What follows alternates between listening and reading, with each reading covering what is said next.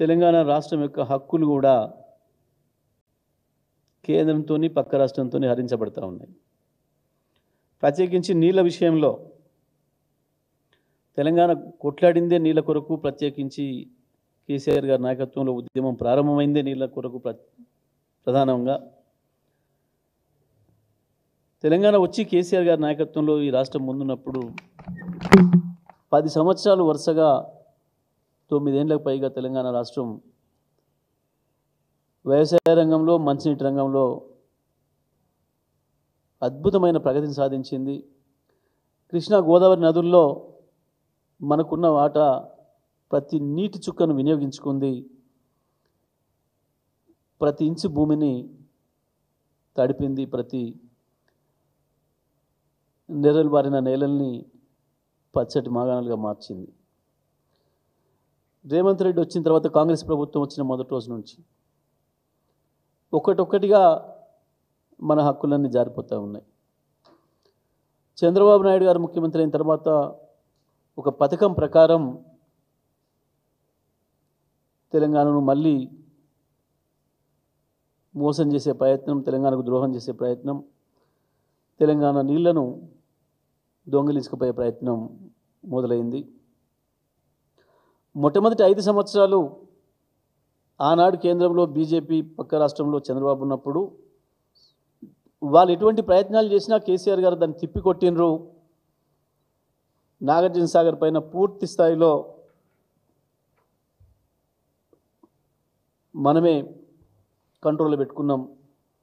మనకు అవసరమైన ప్రతి సందర్భంలో నీళ్ళు తీసుకున్నాం. మన హక్కులు మనం కాపాడుకున్నాం.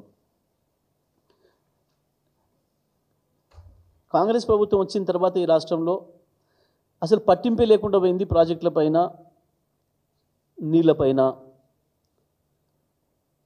చంద్రబాబు ఒక పథకం ప్రకారం కేంద్రం గుప్పిట్లో పెట్టుకొని నెమ్మదిగా కృష్ణ నీళ్లను దోసుకుపోవడం ప్రారంభం చేసిండు. ఇవాళ నిన్నటితోని పూర్తి చేసుకున్నాడు.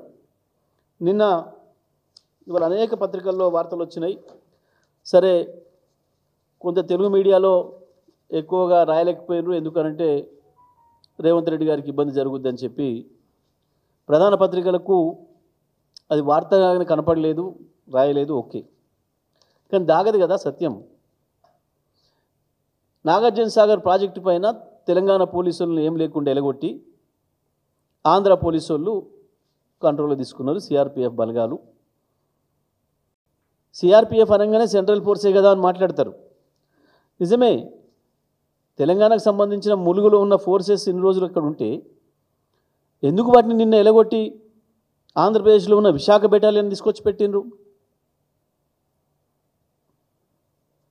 నాగార్జున సాగర్ను పూర్తిగా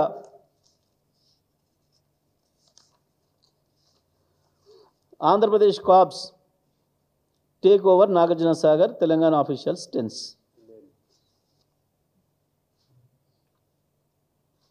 Andhra Pradesh cops take over Nagarjuna Sagar, Telangana officials tensed. ఇది నిన్న జరిగింది. అంటే నాగార్జున సాగర్ను పూర్తిగా ఆక్రమించుకునే పని చంద్రబాబు నాయుడు గారు విజయవంతంగా పూర్తి చేసిండ్రు.